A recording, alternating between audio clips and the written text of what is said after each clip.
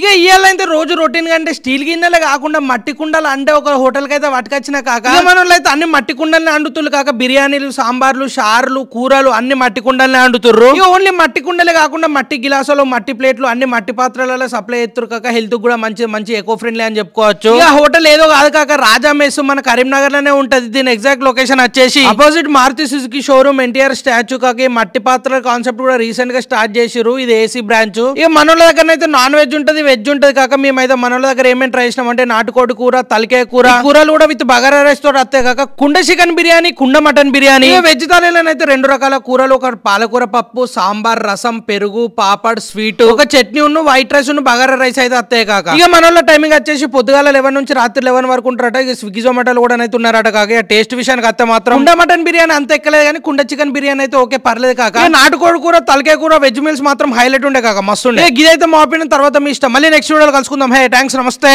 సరే ఉంటాయి okay bye.